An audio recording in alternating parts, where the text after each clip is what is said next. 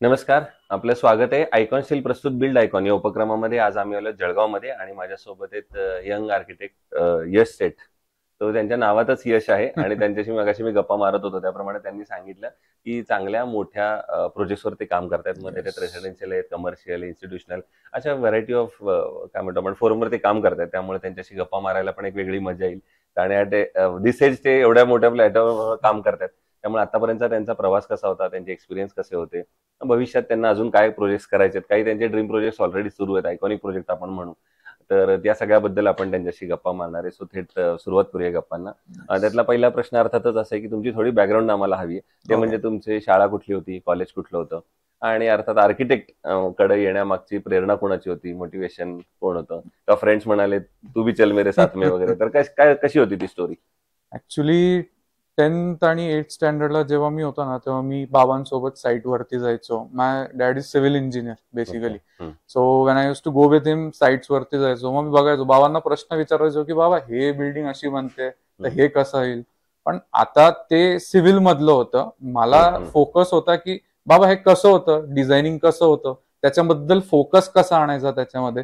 So basically my godfather is my dad, of course my Maugham, but still dad is like ठीक आहे, याला असं design करायचं, हे असं फोकस करायचं, या हिशोबाने आपण इतकं घ्यायचं. मग तेव्हापासून जो इंटरेस्ट डेव्हलप झाला माझ्या लाईफ मधला की नाही आता मला त्या फील्ड, आणि nobody has force me to do it, but basically when I small I was a kid. तर आता एक गोष्ट सांगतो मी तुम्हाला. बेसिकली कसं झालं होतं ना की एक वॉटर टँक असते आमच्या याच्यामध्ये आर्किटेक्चरल टर्म मध्ये. तर आता मला इतकी हाऊस होती तेव्हा की आता that was a rainy season kind of a period. तर मी तिकडे गेलो, त्या टँक मध्ये मी पडून गेलो. As like because I was just looking at it की हे कसं असतं काय असतं. मग मी निघालो बाहेर. That was the other part. But the thing is की त्याच्यातलं इंटरेस्ट कसं असतो की नाही आता याच्यातलं हे टँक येतं, स्टोरेज किती आहे. तर right from there I started my this journey with my dad and I like की नाही चला आता हे करूयात. आणि हे माझं बेसिकली स्कूलिंग जे झालेलं आहे ते 10th जे झालेलं आहे ते माझं काशीनाथ पवार पब्लिक स्कूल जळगाववरनच झालेलं आहे. 12th I pass out from MJ college and then I went to Mumbai. Bhausaheb Hire Bandra मधलं कॉलेज आहे, तिथून I did my bachelor of architecture. I stood continuously 3 years top of the university, like 3rd year, 4th year and 5th year as the consecutively university topper. So basically the journey was like this along all the way. म्हणजे तुम्ही त्या tank मधनं बाहेर आला पण field मध्ये आत Field मध्ये अडकून अडकून आणि राहिलो. तुम्ही एवढे टॉपर होता आणि माझ्या मते बेस्ट 10 आर्किटेक्ट मधला पण तुम्हाला Yes. आता अवॉर्ड मिळाला. त्याच्याबद्दल पण 2024. गप्पा मारणारच आहे आपण. Yes. पण आणखीन एक मला विचारायचं आहे, ते म्हणजे हे झालं एज्युकेशनल सगळी जर्नी. True. त्याच्या पुढची महत्वाची असते एक स्ट्रगल असतो. Yes. कुठल्याही फिल्म इंडस्ट्रीत तुम्ही असला तरी आता तुम्ही हो. बँड्रामध्ये होता त्यामुळे तुम्ही तिथलेही बघितलं असेल. पण याही इंडस्ट्रीमध्ये एक स्ट्रगल आहे. Yes. तो पहिला प्रोजेक्ट जो इंडिव्हिज्युअल केला तर त्याबद्दलचा अनुभव कसा होता? कारण वडील तुमच्या या फील्डमध्ये होते, Yes. म्हणजे गॉडफादर येते. Yes. तर त्यांचं एक बर्डन असतं, एक प्रेशर असतं की अरे वडिलांनी एवढं नाव केलं, आपल्याला काहीतरी केलंच पाहिजे. True. सो पहिला प्रोजेक्ट तुम्ही जो केलात इंडिव्हिज्युअल, त्याचा एक्सपिरियन्स काय होता? See, my first project was basically असं होतं की I have 2 choices. So it connects with a story also. There is also one story behind it. So basically, I was opted to go to National University of Singapore when I just completed my bachelor's. Okay. So at that time, there was one of the biggest project in Jalgaon. So it is approximately 3.5 lakh square foot of a mall. Nayantara Arcade म्हणून आहे तो mall. So मला 2 choices होते, either to take that project or either to go to National University of Singapore where my dream was there. So basically me opt केलं Nayantara Arcade, which was the biggest mall in Jalgaon currently, which is approximately 2.5 lakh square foot. तेव्हापासून जो शून्य बघितला म्हणजे right from की त्याच्यामधले difficulties असे आले की राईट फ्रॉम कोणी बोलत नाही याच्याबद्दल, बट तरी म्युन्सिपल ड्रॉइंग हा एक अजून एक वेगळा भाग असतो. See there are 2 type of things. We get in to the working field आणि एक असतं ते म्युन्सिपल. सो पहिलं टॅकल जे माझं होतं त्याच्यामध्ये म्युन्सिपल ड्रॉइंग कसे बसवायचे इथून सुरुवात झाली. तिकडून मग कसं मॅनेज करणं, म्हणजे ऑफिसर लोकांना कोणत्या हिशोबाने आपल्याला रूल बद्दल शिकवणं की काय करायचं, कोणत्या हिशोबाने आपण कसं करायला पाहिजे, त्यांच्यावर इंटरॅक्ट करणं. तिथून करत करत करत ऑन फील्ड मध्ये पहिलं कॉलम कसा मार्क करायचा, त्याचे फुटिंग कसे मार्क करायचे, तिकडून सुरुवात झाली. And then touch wood go head. मग आपण कधी मागे बघितलं नाही त्या गोष्टींना. पण एकदम फिल्मी सिच्युएशन होती, म्हणजे Yes. एक दिल्ली एक रहत बागी एक असं झालेलं. पण तुम्ही चांगलं झालं की तुम्ही हे चूज केलं आणि तुम्ही जळगावमध्ये राहिला, सो आम्हाला एक वन मोर आर्किटेक्ट तिथे जळगावसाठी मिळाला असं म्हणायला हरकत नाही. आता या फील्ड मधल्या काही प्रश्नांकडे येऊया. त्यातला पहिला प्रश्न असा आहे की या फील्डमध्ये अनस्किल्ड लेबरचं पर्सेंटेज फार मोठं आहे आणि त्यांना आता तर तो अदर स्टेटमध्ये पण खूप मोठा लेबर येतो, तर अशा वेळेला त्यांनी ते रूल्स फॉलो न केल्यामुळे कधी कधी दुर्घटना सुद्धा होऊ शकते. तर तुम्ही कशी काळजी घेता की तुम्ही काय त्याच्यासाठी करता, सेफ्टी मेजरमेंट काय तुम्ही फॉलो करता? येस, आता गुड क्वेश्चन. आता प्रत्येक कंपनी काय करते, से एक्झाम्पल एक कंपनीचं example, there is one company. आता त्यांच्या म्हणजे जे सेफ्टी मेजर्स असतात, आम्ही लोक आहे ना असे कंपनीकडे जातो. आम्ही आता हे ऑन फील्ड पण केलेलं आहे की त्यांच्याकडे जायचं, त्यांच्याबद्दल त्यांना नॉलेज द्यायचं. We call group of people, 10 to 15 group of people, ते ठेकेदार असतात त्यांचे. We make them understand each and everything की याच्यामुळे काय होतं, ही पद्धत कशी असते, सेफ्टी बेल्ट कसं युज करायचं असतो, हेल्मेट घालायची. नंतर त्यानंतर जे अनस्किल्ड लेबरला तुम्ही कसं त्याला प्रोफेशनली करून तुम्ही प्रॅक्टिकली कसं दाखवू शकतात, हे गोष्टी पण वर्कशॉप घ्यायचं चालू केलं. आणि म्हणजे मोठ्या प्रमाणात आता चालू आहे, पण त्याला तेवढी ओपॅसिटी नाही भेटत आहे जेवढी भेटायला पाहिजे. ते हळूहळू जर ते वर्कशॉप्स घेत गेले आणि त्याच्यामध्ये जर आपण फोकस केलं तर I don't think so that is a much more challenge. Knowledge percolate होत राहिलं पाहिजे. बरोबर आहे. आणखीन एक महत्वाचं, कन्स्ट्रक्शन मध्ये प्लॅन ही स्टेज फार महत्वाची असते आणि तुम्ही तर त्याच्यात एवढे वर्ष काम करताय, तर प्लॅनिंग या स्टेजचा इम्पॉर्टन्स तुमच्या नजरेतून काय सांगाल? सी बेसिकली प्लॅन म्हणजे काय असतं, नुसतं आपल्या इकडे काय प्रॅक्टिस असते, सर्व आर्किटेक्ट्स म्हणजे कॉमनली प्रॅक्टिस करताना आम्ही लोक हे लक्षात घेतो की जेव्हा एखादा प्लॅन येतो त्याच्यामधले क्रॉस व्हेंटिलेशन कसे जातात, म्हणजे विंडो प्लेसमेंट हा एक मोठा भाग आहे त्याच्यामधला. बिकॉज कसं आहे की जे बिल्डिंग आणि स्ट्रक्चर आणि कॉन्क्रीट स्ट्रक्चरचं कोणी पण बनवून घेईल, पण त्याच्यामधलं व्हेंटिलेशन कसं जातं, त्याच्यामधलं विंड फ्लो कसं जातं. आता let it be bungalow, so there are we provide many kind of courtyards into it that particular bungalow. तर मग त्याच्यामध्ये त्या कोर्टयार्ड मधलं क्रॉस व्हेंटिलेशन प्लस त्याच्यामधलं आता कसं असतं की हॉट पॉकेट असलं, जसं आता आमचं जळगाव हॉट पॉकेट आहे, तर त्याच्यामधले एअर कसं सर्क्युलेट होतं त्या हॉट पॉकेट मधनं निघून, that is called as venturi effect in our architectural term. तर कोल्ड एअर कशी ब्रीज फ्लो होते, हे सर्व गोष्टी आपल्याला जर लक्षात घेऊन मग प्लॅन मध्ये ते इम्प्लिमेंट केली आणि प्लॅनिंग स्टेज पासूनच जे चालू केलं, तर that will be a good amount of kind of building. It will be like ventilation wise, sustainable wise and each and everything proper एरिनामध्ये जाईल त्याच्यामध्ये. त्यातला आणखीन एक पुढचा प्रश्न असा आहे की रेसिडेन्शियल मध्ये तुम्ही काम करताय, एकतर त्याच्यात असतं रेसिडेन्शियल मधले काही प्रोजेक्ट की जे लोक म्हणतात की आम्हाला कॉस्ट आणि बजेट हे कायमची फाईट असते, आणि दुसरं तुम्ही काही लक्झरियस प्रीमियम प्रोजेक्टवर पण काम करताय, तर तिथं कॉस्ट आणि बजेटचं कॅल्क्युलेशन कसं असतं आणि अफोर्डेबल मध्ये कसं असतं?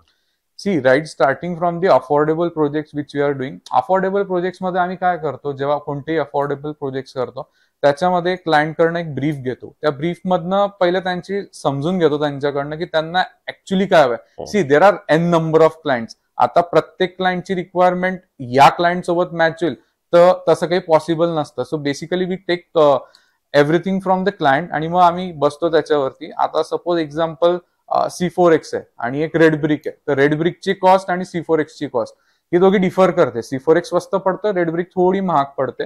सो बेसिकली ऑप्टिंग, हे तर एक एक्झाम्पल झालं, opting from elevational materials, sectional materials, जिकडे जिकडे कॉस्टिंग वाचवता येईल त्यांची with keeping in to the mind sustainable, हे सर्व करून मग आम्ही ते लो हाऊसिंग कडे म्हणजे कसं करायचं, मग त्याला बजेटमध्ये कसं बसवायचं. यांचं बजेट जर एवढं एक्सीड होईल तर तो बजेट थोडंसं कापून कोणत्या रीतीने आपण थोडं करू शकतो त्याच्यावरती स्टडी करतात. आणि यू जस्ट टॉक अबाउट मोठे प्रोजेक्ट जे असतात आमचे premium luxury project, there we opt we just don't go ahead की बस आपल्याला तेवढं अमाऊंट स्पेंड करायचं आणि तेवढंच अमाऊंट करायचं आहे. But right from sustainability we use a good kind of amount of stones. There are Italian marbles, there are natural stones which are very unique. So that comes into sustainability plus design. दोघं हे गोष्टी सोबत चालून मग premium project कडे आम्ही वळतो. पण ते जास्त अवघड असतं कारण त्याच्यात क्रिएटिव्हिटीला स्कोप आहे, तो नुसतं बजेट त्याच्यात फॅक्टर नसतो. त्याच्यात तुम्ही किती चांगलं करताय ते म्हणजे किती क्रिएटिव्ह. त्याच्यामध्ये we use ferro cement also. तो फेरो सिमेंट मध्ये आम्ही थोडे शेप्स देतो. म्हणजे कसं असतं की फेरो सिमेंट हा प्रकार शेप्स देण्यात फेरो सिमेंट आम्हाला खूप काम येतं. देर आर मेशेस, म्हणजे कसं वेगळा शेप द्यायचा आहे, सर्क्युलर शेप द्यायचा आहे, थोडासा टँजिएबल शेप द्यायचा आहे, त्याला कर्व मध्ये कसं वाढवायचं. मग आता टॉप स्लॅब पासून तर ग्राउंड लेवल पर्यंत पूर्ण ग्राउंड एरिया आम्हाला जर कव्हर करायचं असेल फसाड मध्ये, so lot of things challenges come to the consideration, but yeah we तो अर्थात असा आहे की तुम्ही आर्किटेक्ट आहात, जळगावमध्ये काम करताय, युनिव्हर्सिटी टॉपर आहे, मला लास्ट इयरला तुम्हाला बेस्ट आर्किटेक्टचा अवॉर्ड पण आहे. या सगळ्याच्या कॉम्बिनेशन मधनं हा प्रश्न आहे, ते म्हणजे जळगाव जिल्ह्याच्या विकासाचं व्हिजन, डेव्हलपमेंटचं व्हिजन. ऍज अन आर्किटेक्ट तुम्हाला काय वाटतं, कुठल्या सेक्टरवर, कुठल्या फील्डवर आता काम केलं गेलं पाहिजे तर आपल्याला जळगावला सुद्धा येणाऱ्या 10-15 वर्षात पुण्या मुंबई सारखं बघायचं असेल तर? See, Jalgaon have lot of potentiality in each and every term. There is road connectivity आणि सर्वच आहे. फक्त गोष्ट कशी आहे की within this 10 years, first of all it's not about something but industries हा एक सर्वात पहिला मुद्दा आहे. See, employment, unemployment, everything depends upon the industries. आता आपल्या इकडे MIDC मध्ये किती इंडस्ट्रीज आहेत ते तुम्ही जर काउंट केले आणि किती क्वांटमला मोठे इंडस्ट्रीज आहेत तर तुम्हाला नाही दिसणार इकडे.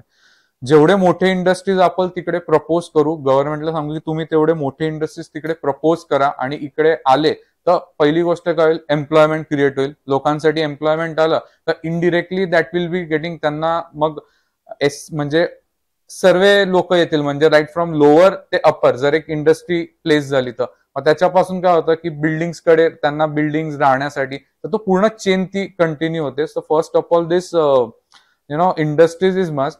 देन सेकंड, जळगावमध्ये जे गोष्ट आहे, as good as RGs, recreational spaces which need to be focused on. आता आमच्या इकडे 5-6 गार्डन्स आहे, 8 गार्डन आहे, पण त्याच्यामध्ये पण कसं आहे की जे क्रिएटिव्हनेस पाहिजे, जसं आम्हाला, सी देर आर 3 स्टेजेस. एक छोट्या मुलांसाठी गार्डन, एक म्हणजे जे मध्यंतरी जे एज असतं त्याच्यामध्ये, आणि एक जे सिनियर्स जे असतात त्यांच्यासाठी.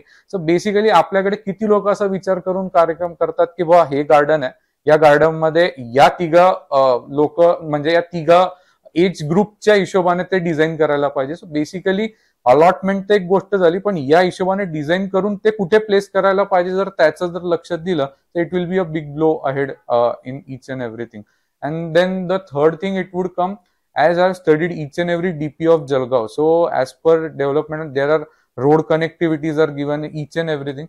So basically त्याच्यामध्ये कसं आहे, त्याच्यामध्ये प्लॉट एरियाज असतात, प्लॉट एरियामध्ये अम्युनिटी प्लॉट असतात. ते अम्युनिटी प्लॉटचं डेव्हलपमेंट नगरपालिकेच्या हद्दीत असतं. ते अम्युनिटी प्लॉट कसं डेव्हलप होतंय नगरपालिकाने बघावं.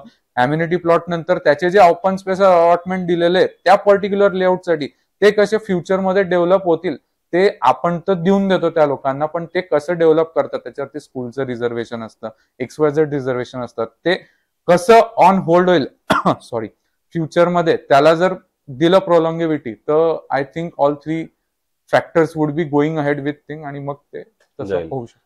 तुम्ही आता 3 फॅक्टर फार महत्वाचे सांगितले. एक इंडस्ट्री आहे, जे रिक्रिएशन स्पेसिसचं सांगितलं, तर यासाठी गव्हर्नमेंटनं काय स्टेप्स घ्याव्या लागतील असं तुम्हाला वाटतं, किंवा काय सोल्युशन असेल त्याच्यावरचं? कारण प्रॉब्लेम तर कळला, आता सोल्युशन काय आहे? एक्झॅक्टली. आता गव्हर्नमेंटला असं आहे की see, each and everything comes on a DP sheet.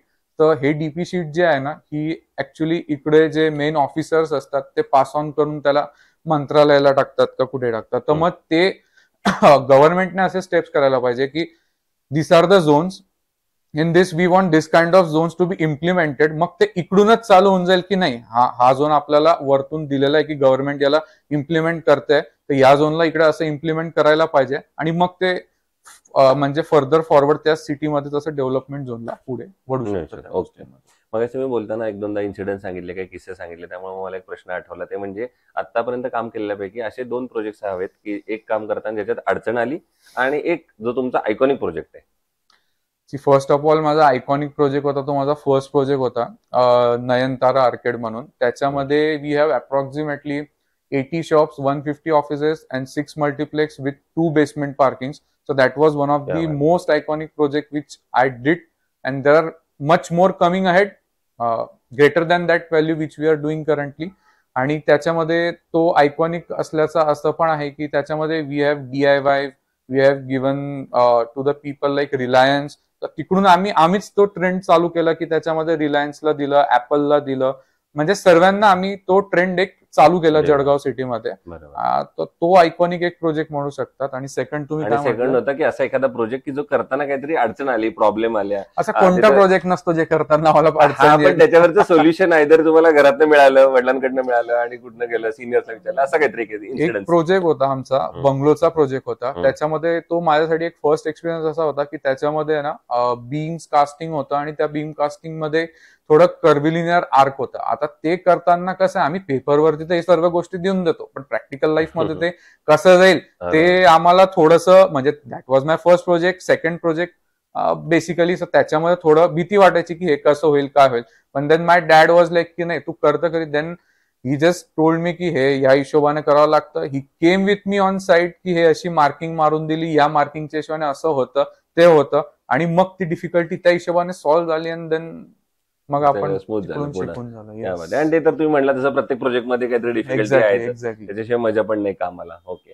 So दुसरं कन्स्ट्रक्शन मध्ये स्टील हा फॅक्टर अतिशय महत्वाचा आहे. तर बरोबर. स्टीलचे तुम्ही काय पॅरामीटर्स बघता आणि मग डिसाईड करता की स्टील हे वापरलं पाहिजे? See as per me grade of steel जे असतं, म्हणजे see it's FE30, FE45, what XYZ. पण हे करताना आम्ही काय करतो की या स्टीलचे जे क्वालिटीज असतात, म्हणजे कसं त्याला रेनफोर्समेंटला आता आम्ही टॉप केज घेतो, बॉटम केज घेतो. त्याच्यामध्ये ते स्टीलचं स्पेसिंग कसं राहतं, त्याच्यातले डायमीटर थ्रू अँड थ्रू कसे राहतात. आणि दुसरा कसा प्रश्न असतो की लॉंग स्टील्स असतात त्याच्यामध्ये ऍक्च्युली बेसिकली करताना. सर्व कंपनी आपल्याला नाही बनवून देत. म्हणजे से एक्झाम्पल डाया मला एवढा पाहिजे आहे, पण त्याची लेंथ मला जर मोठा स्लॅब असला ना तर मला तितकीच लेंथ लागते त्या स्टीलला. पण ते सर्व ती स्टील त्या साईजची, त्याची गॅरंटी. मला कट स्टील नको. तर आयकॉन स्टीलने मला ते करून दिलं एक प्रोजेक्टला, छाबडांच्या प्रोजेक्टला, की पूर्ण ते स्टील त्या क्वांटम मध्ये मोर क्वांटमला मला दिलं आणि त्याला लॅप नाही मारावं लागलं. ते फुल स्टील मला युज करायला भेटलं. सो बेसिकली हे पॅरामीटर्स मला आयकॉन स्टील कडनं खूप चांगल्या रीतीने भेटले. So, आणि आयकॉनचा एक्सपिरियन्स तुमचा कसा होता इन टर्म्स ऑफ पुन्हा कॉस्ट, त्यांची delivery, service? First time deliveries it was very good. And I just told before one basically की मला ते त्यांनी लॉंग बार्स प्रोव्हाइड करून दिले आणि कस्टमाइज करून दिले. That was one of the best things which I have. आणि आता एकदम शेवटचा प्रश्न, ते म्हणजे आता तुम्ही 10 वर्ष झाली या फील्डमध्ये काम करताय, वडिलांची लिगसी ऑलरेडी आहेच. तर या फील्डमध्ये आता जे तुमचे ज्युनियर्स येतात, पुढची बॅच येते, तर त्यांना तुम्ही असं मित्रासारखं खांद्यावर हात ठेवून काय सांगाल, काय सल्ला द्याल तुम्ही या फील्डमध्ये? मित्रांसारखं जर एकच मला सांगायचं असलं, see I will be very blunt. पैशांच्या मागे नका पडू. पैसे आपोआप येतील आपल्याकडे. So first of all design वरती लक्ष द्या, डिझाईनची फिलॉसॉफीवर लक्ष द्या आणि त्याच्या डेव्हलपमेंट वरती लक्ष द्या. आणि कसं त्या सिटीला आपल्याला हेल्प होईल विथ रिस्पेक्ट टू ती डेव्हलपमेंट, ती आपण बघा. मग आपण खूप आयुष्यामध्ये पुढे जाऊ. हाच माझा एक थोडा प्रश्न आहे. तर तुम्हाला हे होते आर्किटेक्ट यश सेठ, आणि त्यांनी यशाचा फॉर्म्युला सांगितलेला आहे की पैसों के पीछे मत भागो, कामयाबी अपने आप आएगी टाईप आलं. पण अर्थात पैसे तर फार महत्वाचे आहेतच, पण त्याच्यात त्यांचा मुद्दा असा महत्वाचा आहे की त्याच्यात तुम्ही चांगलं काम करा. चांगलं काम केलं की तुमचं ऑटोमॅटिकली नाव होईल, नावातून तुम्हाला काम मिळेल आणि कामात ऑफकोर्स पैसे मिळतील. पण त्याच्यासाठी आधी क्वालिटी काम करणं फार महत्वाचं आहे. हा त्यातल्या माझ्या बेसलाईन असेल. तो पुन्हा एकदा थँक्यू व्हेरी मच की तुम्ही आलात. आणि अजून भविष्यात असेच आयकॉनिक प्रोजेक्ट तुमच्या हातून घडत. हा तर पहिला प्रोजेक्ट जो सांगितला तुम्ही, जो फर्स्ट प्रोजेक्टच आयकॉनिक प्रोजेक्ट होता, पण एक जो तुमचा आणखीन असे भविष्यात आयकॉनिक प्रोजेक्टची निर्मिती तुमच्या हातून घडावी, याच आयकॉन स्टील तर्फे मनपूर्वक शुभेच्छा. Thank you very much.